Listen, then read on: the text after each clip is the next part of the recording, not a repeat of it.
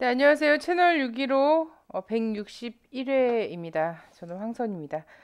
어, 한국에서 작년부터 해서요, 올해 뭐 심각한 메카시 광풍이 불고 있죠.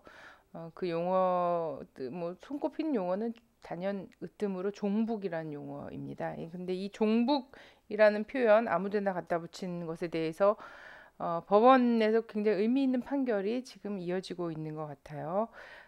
변희재 씨가 이 말을 함부로 쓰고 있지 않습니까? 그래갖고 어지간하게 새누리당의 의견을 좀 반한다 싶으면 정부가 종북 딱지를 붙이고 있죠. 그래서 뭐 낸시랭이라든지 뭐 연예인 중에서도 뭐 효리 이런 분들 전부 종북으로 몰리기도 하고 막 이랬는데요. 자, 이정희 대표 변희재 씨에 대해서 낸 그 민사소송에서 승소를 해서요. 변희재 씨가 이 좀 1,500만 원에 달하는 어, 돈을 내야지 되게 됐습니다. 그래서 함부로 이제 종북이라는 그 입버릇처럼 이야기를 했다가는 큰일 나는 이런 상황이니까 관계자들은 좀 조심을 해주시고요. 그렇습니다. 이 한국 메카시 광풍을 일으키는 이 수구 꼴통이라는 단어가 굉장히 감정적 단어인 것 같지만 사실은 어느 단어보다 그 과학적인 정명 언어다 이런 말씀하시는 분들도 있는데요. 이 사람들이 되게 본받고 거울로 삼는 사람들이 있어요. 일본 극우 세력들이죠. 오늘 채널 615 161회에서는 일본의 극우화와 그리고 최근에 이 극우화와는 또 딴판으로 의외의 행보를 보인 게 있는데요. 이지마 이사오 내각 참사의 방북에 대해서 더 알아보도록 하겠습니다. 예, 오늘도 민권연대의 김준성 정책실장님 나오셨습니다. 안녕하세요. 안녕하세요.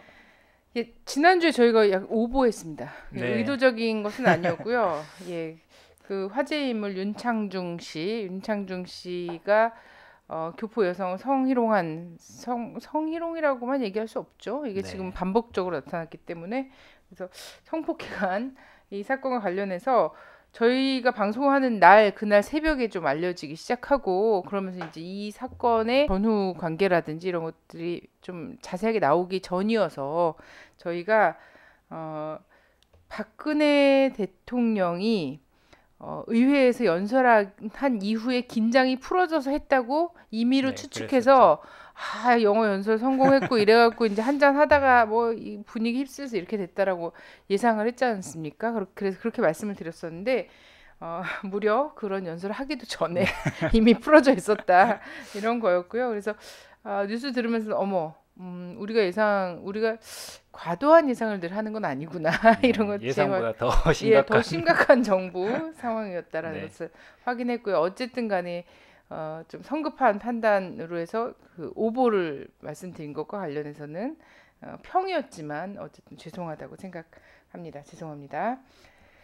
자, 오늘 이야기를 해봐야 될 것 같습니다. 박근혜 정부 개성공단에 대해서 세 번째 대화를 제의를 했다라고 또 대서특필됐어요. 네, 박근혜 예, 대통령이 정상회담 끝나자마자 음, 이제 현재 개성공단에서 보관 중인 원자재 이 완제품 반출을 위한 대화를 하자라고 이제 14일 날 제의를 했습니다. 이게 이제 박근혜 대통령이 직접 국무회의에서 이제 통일부에 지시를 한 거죠. 네. 그러면은 뭐 개성공단 세 번째 대화제의 이렇게 뭐 한국 언론들에는 많이 나오고 그 이 제목은 뽑혀져 있지만 이게 개성공단 정상화제 이런 건 아닌 그렇죠. 거네요. 이제 이미 만들어진 거를 네. 빼와서 이제 완전히 뭐 문을 닫자 뭐 어, 이렇게 해석을 해도 사실 큰 무리가 없는 이제 대화 제의였죠. 네, 사실 문을 닫기 위한 네, 완전히 문을 닫기 위한 이런 거고 거기에 남겨져 있는 어쨌든 재부나 이런 것들은 가져와야 된다. 네. 그거 가져온다고 해서 지금 시리에 빠진 개성공단의 사람들이 크게 도움이 될 것 같진 않습니다. 그래서 이제 네. 북한이 이거 관련해서 이제 공식 입장이 나왔습니다. 그래서 15일 날 북한 이제 중앙특구개발지도총국이라는 곳에서 이 개성공단 정상화하기 위해서는 이 남측 정부, 박근혜 정부의 도발적인 언행과 그다음 이제 북한에 대한 대결 행위를 중단해라라고 이제 공식적으로 요구를 했고요.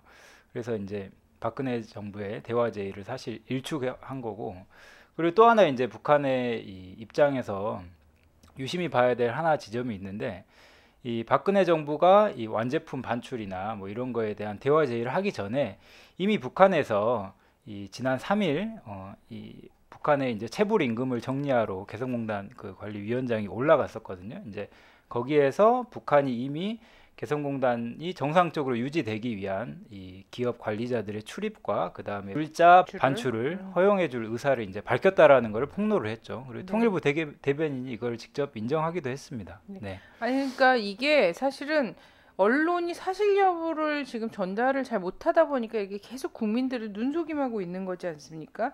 이미 북에서는 어 계속 그 기업 방문 및 물자 반출을 허용해줄 의사가 있다라고 이미 얘기하고 있는데 물자 반출을 위한 마치 물자를 그거를 네, 북이 막아놓고 있는 것처럼. 점유하고 그걸 어떻게 하겠다는 것처럼 하는 것처럼 그 깡패 짓을 하고 있다라고 하는 거죠. 창고를 자기들이 쥐고 이거를 갖고 자기네가 파는 게 아닌가 이런 생각을 하게끔 만들어내고 있어요. 그죠? 네, 그래서 정부에서는 아주 사실 어처구니 없는 변명을 했는데 북한의 입장이 나오고 나서 네네. 사실 그때 당시 이제 뭐 공식적인 제안이나 뭐 실무급이 맞지 않아서 그때는 그냥 이제 이 왔다 갔다 한 알고 있는 말이다. 정도였다 뭐 이 음, 정도로 이제 변명을 하더라고요. 근데 사실 이제 그걸 알고 있으면서도 음. 지금 이제 이 마치 자신들이 대화 제의를 또 하는 것처럼 이제 여론전을 펼치기 위한 이 교활한 술책이라고 이제 북한에서는 평하더라고요. 네, 네. 사실 북은 물자 반출을 하겠다, 네, 완제품 반출도 하겠다라고 이미 의사타진을 했는데 그 완제품이 왔을 때 마치 정부의 노력에 의한 성과인 것처럼 꾸미거나, 네, 그죠? 그리고 정부의 이런 노력에 의해서 그나마 이거라도 건졌다라는 걸 보여주면서 지금 한미 정상회담 이후에 일고 있는 비난 여론과 이런 것에 약간 눈 돌리게 할 수 있지 않을까 이런 네, 많은 고민과 이런 것 속에서 이게 나온 얘기인가 봐요. 네, 그런 것 같습니다. 네, 자, 이렇게 돼서 개성공단 세 번째 대화 제의를 했으나 어쨌든 정상화를 위한 과정은 아니었고 이 개성공단 최근에 들려온 소식으로는 이미 이번 사건 때문에 경제적 피해가 너무 심해서 정말 본의 아니게 이혼하신 가정이 생겼다. 예, 그리고 이미 노숙자가 된 분이 생겼다. 이런 소식도 들리고 있거든요. 근데 네, 뭐 어쨌든 정상화 의지는 없는 것 같고요. 가는 것도 뭐 문을 닫기 위한 과정으로 가고 있는 거고 그나마도 이미 다 얘기된 것 같고서는 생색내기 식으로 국민의 눈과 귀를 가리려고 하는 이런 모습이 있고요. 자, 한반도 문제와 뗄래야 뗄 수 없는 이웃 국가죠. 일본에 네, 대해서 우리가 또 보지 않을 수 없는데 일본 극우화가 아주 갈수록 심각해지고 있습니다. 네. 그 최근에 이제 일본 그 아베 내각에서 이제 아스쿠니 신사를 저번에 한번 말씀드렸던 것처럼 무려 야스쿠니 신사. 야스쿠니 신사를 168명이나 집단 참배를 했어요. 그리고 네네. 이제 아베 총리가 침략이란 말이 사실 이제 이 국가 관계에서 어느 쪽의 관점에 보느냐에 따라 다르다. 뭐 이런 이제 망언도 했었고 그다음에 이 일본이 공식적으로 이제 식민 지배에 대한 이 사과를 한 게 1995년 무라야마 담화인데 이거를 이제 바꾸겠다라는 입장도 밝혔었습니다. 물론 이제 다시 이걸 말을 바꾸긴 했지만은 최근에 이제 아베 이 내각의 이런 극우화 이 책동이 아주 심각한 지경으로 이제 이르고 있어요. 그래서 심지어는 조선일보나 동아일보 이런 데서도 이제 이 아베 정부를 규탄하는 그런 목소리들이 상당히 높아지고 있더라고요. 네. 네, 뭐 침략이란 말이 한쪽에서 보기엔 영토 개척이다. 네. 이런 것처럼 그리고 그리고 이제 역지사지 네, 못하는 게 침략자들의 워낙에 특성이지 않습니까? 왜 미국 같은 경우에도 인디언 입장에서의 개척을 보지 못하는 거, 그죠? 개척이라고 네. 얘기하잖아요, 계속 미국이. 당해봐야 알죠, 자기들이. 네네. 네, 당해봐야 할까요? 정말 네, 비극적인데 당해봐야 할까요? 네, 자, 그러고서는 최근에 그 비행기 타고 막 이런 거 봤어요. 저는 이 모습을 보면서 뭐 731 부대 이걸 딱 떠올리는 그런 네, 비행기도 타고 이런 모습 보여줬는데 어쨌든 이명박 씨가 예전에 가갖고 군부대 가서 막 이렇게 군복 입고 총 막 개머리판 막 눈에다 대고 네, 막 이런 모습이랑 이런 것들이 막 떠오르더라고요. 근데 이 사람도 이번에 아베 총리도 그 훈련기에 막 탑승해서 이런 일본의 좀 호전적인 이런 모습 막 보여주고 그러지 않았습니까? 네. 그리고 이제 아주 심각한 발언도 나왔는데 이제 일본의 이 극우 정당입니다. 유시네라는 이제 극우 정당이 있는데 여기서 하시모토 도루라는 공동 대표가 종군 위안부 제도가 필요했다라는 그런 이제 아주 막말을 해가지고 지금 엄청난 분노를 사고 있죠.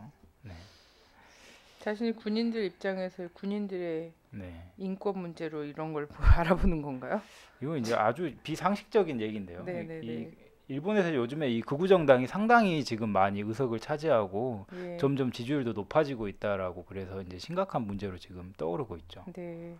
이것도 역시 당해봐야 안다고 얘기하기에는 정말 네. 뭐 그런 민족적 뭐 증오와 이런 것과 상관없이 사실 인간으로서 담지 못할 말이기 때문에 우리가 이런 말을 하진 못하겠어요. 네. 그죠?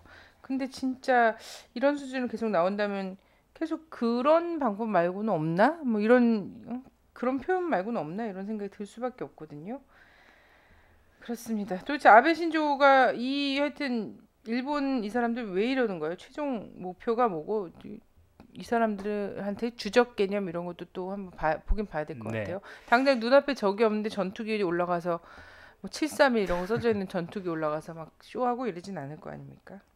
네, 그래서 아베 총리의 사실 가장 큰 목표는 지금 이제 헌법 개정을 통해서 평화헌법을 이제 무력화시키고 이제 군대를 가진 정상 국가로 가는 거라고 보고 있습니다. 이제 일본 2차 세계 대전이 패배하고 나서 1946년에 일본 자체 이제 군대를 보유하지 못하게 하는 이제 이 평화헌법을 이제 개정이 됐고 그리고 이제 교정권을 아예 이제 불인정하고 있거든요. 지금 현재. 그래서 이제 이거를 개정하기 위해서 지금 일본 이 아베 내각이 두 가지를 하고 있는데 첫 번째는 이제 국내 이 평화헌법 반대 개정 여론을 무마하기 위한 시도들을 하고 있는 거고 이제 최근에 나온 이 극우 발언 역시 이제 이런 일환의 하나라고 좀 볼 수 있을 것 같아요. 두 번째는 이제 주변국의 반발을 최대한 이제 물리치고 있는 거죠. 주변국의 이제 동의를 얻으려고 하는데 여기에 이제 일본이 북한 문제를 상당히 활용을 해서 이 주변에 일본이 군대를 가져야지 뭐 북한의 이런 위협에 대응할 수 있다 이제 이런 논리로 지금 이제 평화 헌법 개정을 위해서 지금 쭉 하고 있는데요. 그래서 이제 이 일본 이 총리의 이 향후 이 전국 전망을 보면은 일본이 크게 이제 두 가지 내각이 구성되어 있어요. 참의원하고 중의원하고 두 가지가 있는데 이거는 미국의 하원과 상원 개념인데 네. 참의원이 이제 상원 개념이고 중의원이 하원 개념입니다. 그래서 네. 이제 7월 달에 이 참의원 선거가 있는데요. 이 일본이 이제 내각에 보면은 이번 아베 총리가 이 중의원 같은 경우는 이 과반수 이상을 차지하고 있어요. 그래서 이제 헌법 개정 이 요건을 갖추고 있는데 이번에 이제 참의원 선거에서 과반수 이상을 차지하게 되면은 이런 평화헌법을 개정할 수 있게 되는 거죠. 그렇기 때문에 이 최근에 이제 극우 발언들 그리고 이 여러 가지 뭐 경제적 조치들도 지금 나오고 있는 것 같습니다. 네. 군국주의적인 행보뿐만 아니라 최근에는 환율 정책 갖고도 지금 각계에서 비난을 받고 있지 않습니까? 그 외국으로부터? 네, 그 일본이 이제 최근에 아베노믹스라고 엔화 가치를 엄청나게 떨어뜨렸어요. 네네. 이게 이제 과거 이제 한 10년 전에 우리나라 돈으로 이제 이 100엔이 1,000원이었잖아요. 근데 네네. 이제 이 엔화 가치가 점점 올라갔었는데 그게 거의 10년 전 수준으로 지금 내려왔거든요. 그래서 네네. 이제 일본의 지금 수출 기업들이 상당히 호황인데 음. 그래서 이제 주변국들은 엄청나게 지금 수출에서 피해를 입고 있는 거죠. 네. 네. 근데 이제 그 이유를 보면은 첫 번째로는 이제 미국이 자기의 이제 경제 위기를 지금 모면하기 위해서 주변 이제 동맹국들에게 경기 부양을 좀 이제 요구하고 있거든요. 그래서 네네. 이 유럽이나 뭐 이런 데서도 과거 이제 그리스 때문에 경제 위기 때문에 감축 막 했었는데 최근에 네. 이제 경기 부양으로 돌아오고 있고 일본 역시 좀 이런 추세이지 않나 싶고요. 그 그럼 다음에 이제 한국은 어떡하죠? 한국도 지금 이 통화 가치 내렸어요. 얼마 전에 네네. 한국은행이 이 금리를 내려서 이 통화 가치가 이제 상당히 많이 부양되는 형태로 지금 음. 바뀌고 있는 거고 네. 그다음에 이제 두 번째는 이 미국이 양적 완화를 계속 하고 있잖아요. 그러면 이제 네. 달러 가치 계속 떨어지기 때문에 이런 달러 가치를 이 메꿔주기 위한 그런 이제 일본의 엔화 역시 이제 떨어뜨리는 그런 정책의 일환이지 않나 싶고 마지막으로 이제 일본의 경제가 어느 정도 이제 받쳐줘야지 사실 동북아에서 이제 중국을 견제할 수 있고 일본의 영향력이 커지기 때문에 좀 이런 차원의 지금 일본의 엔화 풀기가 계속되고 있고 미국도 이거를 용인하고 있는 거 아닌가 좀 싶습니다. 이래저래 중국의 심기는 좀 불편하겠다. 네, 그죠? 이런 것도 그렇죠. 그렇고요. 최근에 이제 동아태 차관보 일본 통으로 세웠다는 소식도 있고 네, 그래서 네. 그리고 예. 동아태 차관보를 이제 오늘 기사인데요. 오늘 네네. 16일인데 동아태 차관보를 러셀이라는 네. 이 사람으로 세웠어요. 이제 이 네. 사람 같은 경우는 중국에 대해서 전혀 모르는 이제 사람이고 어. 일본에만 주되게 많이 근무했었고 부인도 일본 사람이에요. 네네. 그래서 이제 향후에 이제 한국 언론에서는 한일 관계에서 사실 일본 편을 너무 많이 미국이 들어주는 거 아닌가 이런 우려도 있는 거고 네네. 동북아시아에서 일본 중심의 미국의 정책이 펼쳐지는 거 아닌가 하는 이런 우려도 나오고 있는 네. 것 같습니다. 역시 이렇게 한 배를 탄 운명이다라고 좀 네, 바라보고 있는 것 같아요. 네, 가스라 테프트 때부터 이어져 온 이 네, 끈끈한 하여튼 안전판으로서 서로의 역할을 잘 보고 있는 것 같다. 네, 이런 일본 군국주의 그리고 한일 정책에서도 이 계속 미국의 입맛에 맞게 그리고 본인들 중심으로 해서 하고 있는 이거 보면서 일본 도대체 어떻게 되나요? 우리가. 네. 그래서 일본 관련한 저는 국내 대응이 좀 시급하다고 봅니다. 네. 그래서 첫 번째로는 우선 저는 지금 일본이 지금 역사 왜곡하고 있는데 한미일 군사 합동 훈련을 하고 있는데 이거부터 중단해야 된다는 거예요. 그래서 이제 15일 날 지금 어제부터 시작했습니다. 제주도 동남방에서 이 한국, 미국, 일본의 이지스함과 구축함들이 지금 수색 공동 훈련에 들어갔어요.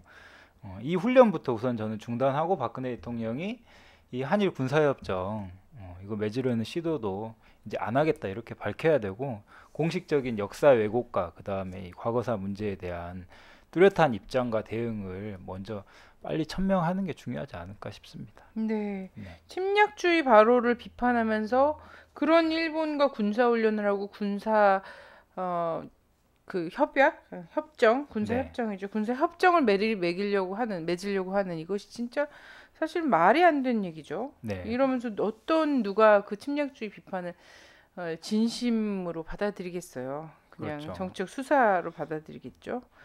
예. 그리고 저는 이제 네. 유엔의 대응도 필요하다고 봐요. 유엔이 네네. 이제 북한의 제재는 아주 열심히 하는데 음, 이 일본에도 저는 제재가 필요하다고 보는데 우선 저는 반기문 총장이 일본의 지금 역사 왜곡이나 과거사 문제에 대한 강력한 입장을 표명하고 그다음에 이제 유엔 안보리나 뭐 이런 데서 성명도 나오고 일본이 계속 이런 행위를 계속했을 때 사실 유엔에서 그 일본의 제재를 과거에 이제 과해서 일본이 평화 헌법이 된 거 아닙니까? 그렇기 때문에 이런 유엔의 이 평화를 추구한다라는 그 이념이 맞는다면은 거기에 대한 이제 응당한 전 제재 조치까지 필요하지 않을까 싶어요. 네, 네.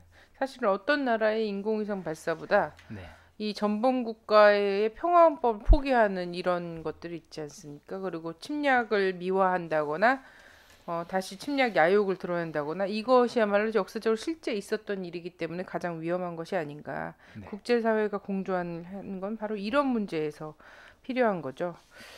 자, 그런 일본이 갑자기 또 예상 밖의 행보를 네, 또 했어요.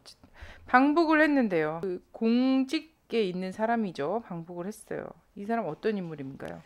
네. 일본의 이지마 이사오라는 이제 특명당 담당 내각 참사입니다. 네네. 이 사람 같은 경우는 이제 이 과거에 2002년도, 2004년도 고이즈미 당시 이제 총리가 북한에 가서 이 북일 정상회담을 했을 때도 이제 관여했던 사람인데요.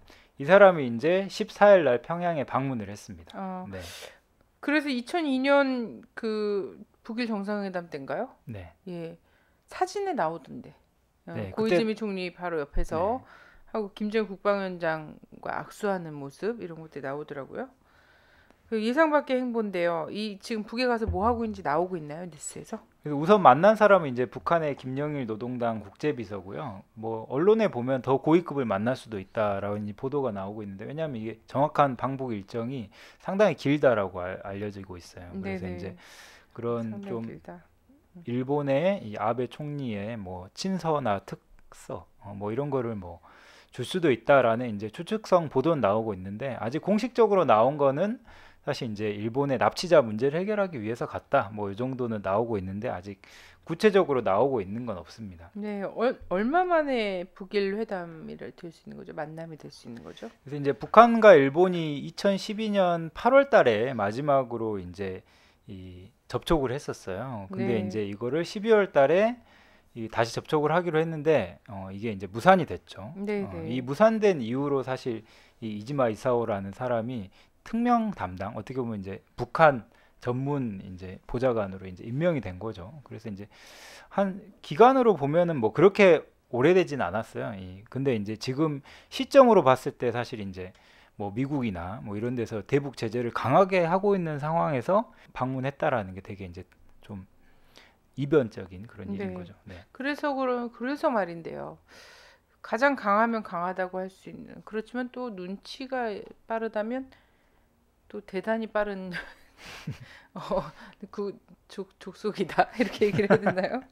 하여튼 네. 나라다 이렇게 예전에 카네기도 그런 얘기를 했었거든요. 네. 근데 그래서 그냥 이런 행보 자체를 그냥 봐넘길 수는 없을 것 같고요. 무슨 어떤 생각과 구도가 있으니까 했지 않았을까요? 그래서 네. 왜 무슨 생각으로 방법을 추진한 것 같냐 이런 질문을 하고 싶네요. 네. 그리고 또 더 고위급 회담까지 순조롭게 이어질 수 있을까? 이런 것도 묻고 싶고요. 그래서 이제 이 많은 언론에서 보도하고 있는 거는 이제 2004년 고이즈미 당시 이제 방북에 네, 그때 2개월 이후에 이제 참여연 선거가 그때도 있었거든요. 네, 그래서 이제 그때 이제 이 선거를 앞둔 이 국면 돌파용으로 그때도 이제 활용했던 측면이 있는데 이번 역시 이제 7월 달에 참여연 선거를 앞두고 있어요. 아까 말씀드렸던 것처럼 이제 그런 저는 의도가 하나 있다라고 보고 네, 또 하나는 이 사실 이제 북한의 이제 일본에 대한 지금 방문의 입장이 되게 강경하거든요. 일본이 과거사에 대해 사죄를 하고 물질적인 배상 이런 것들을 완전히 다 해야지 된다라는 입장이 강경해요. 근데 이제 특이한 점은 북한이 사실 이 납치자 문제 하나로 사실 이번 방문을 저는 받아들였을 거라고 생각하진 않거든요. 네, 그렇다면 이제 북일 관계 정상화나 더 어떤 이 조치에 대한 논의도 있을 수밖에 없다라고 보는데 이제 이런 거는 아베 총리가 얼마 전에 이제 김정은 제1비서를 뭐 정상회담 할 의향도 있다. 라는 이제 그런 메시지를 던졌어요. 그래서 이제 이런 향후 정국까지 좀 바라볼 수 있는 지금 방문이지 않을까 좀 그런 생각도 들더라고요. 네, 네. 뭐 중요한 것은 그냥 단순히 뭐 그냥 단순한 이유로 진행되고 있는 것 같지는 않고요. 네, 14일 날 방북을 했는데 15일 날 북의 뭐 신문이나 이런 데서는 어, 그 일제강점기 때 조선이 당한 정신적, 인적, 물적 피해는 동서고금 어디에도 비길 수 없는 사상 최대 최악의 것이었고 그래서 국가적 범죄에 대해 사죄하고 보상했어야 한다 이런 것이 다시 나왔거든요. 네. 14일 날 했는데 14일 날 쓴 거 아니겠습니까? 네, 일본 이게 공식적으로 요청을 한 거나 다름이 없다 이렇게 생각이 됩니다. 이번에 이제 일본 참사가 간 거를 가지고 이 한국의 보수 언론들이 막 입에 거품 물고 지금 막 사설 쓰고 난리 났거든요. 갑자기 반일 네, 감정 또 취소됐죠. 네, 반일 감정을 이제 반북 감정에 얹혀서 아, 네. 지금 간 거죠. 지금 북한을 한미일이 공조해서 예. 압박에도 시원치 않을 판에 이제 박근혜 대통령이 주장한 신뢰 프로세스가 지금 일본의 방북 때문에 다 깨지게 생겼다라고 뭐 문화일보, 조선일보 막 이런 데서 사설을 쓰고 난리를 치고 있더라고요. 한미일 군사 훈련을 중단하라고까지 구호가 나왔으면 좋겠네요. 그 신문들에서 네, 그런 그런 일본과 군사 훈련을 즉각 중단하라 이렇게 네, 나왔으면 뭐 카터 대통령이 방북한다 이런 얘기 나오니까 바로 그런 신문에서 이제 종북 인사 네, 종북 인사 카터 대통령 이렇게까지 되고 있으니까요. 이 그 이지마 참사도 지금 뭐 종북 인사 반열에 올라갔을 거라고 생각이 되네요. 네, 자, 오늘도 말씀 감사합니다. 네, 감사합니다. 오늘은 16일이고요. 어제가 스승의 날이었습니다. 뭐 스승의 날 정말 어렸을 때 선생님들부터 다 이제 추억이 삼삼하지요. 예, 선생님들 뵙고 싶은 분들도 많고 한데 이 시대에 가장 그리운 분들, 소중한 분들은 그래도 우리 민족의 이 앞길, 운명을 개척하기 위해서 자기 한 목숨을 초계와 같이 던진 분들이 아닐까 이런 생각이 들고요. 그 길에서 암살, 투옥, 그리고 처형 뭐 이렇게 당하신 분들이 굉장히 많지 않습니까? 그런 분들이 식민지 생활을 이토록 오래 하고 있는, 그리고 분단 생활을 이렇게 오래 하고 있는, 전쟁 상태가 이렇게 길고 긴 이 나라에선 그런 분들이 정말 가장 소중한 스승이 아닐까 이런 생각이 들고요. 안타깝게도 어제 스승의 날 또 한 분의 참 스승을 떠나 보냈습니다. 부산 지역에서 통일운동 하시면서 많은 후세대들에게 스승으로서 참 삶에 대해서 가르쳐 주셨던 서상권 범민련 부경연합 명예의장님이 어제 세상을 떠나셨습니다. 그래서 스승의 날 우리 부산 지역에서 선생님을 찾아뵙고 늘 찾아뵙고 좋은 말씀 듣고 하셨을 텐데 선생님을 잃어서 너무나 가슴이 아프고요. 선생님께서 못 다가가신 그 자주와 통일의 길 우리 남아있는 후대들이 그리고 그 제자들이 이어서 변함없이 가겠다는 인사드리겠고요. 저희 주권방송도 선생님의 영면을 기원하겠습니다. 선생님을 기리는 영상 보시면서 오늘 방송 마무리하도록 하겠습니다. 감사합니다.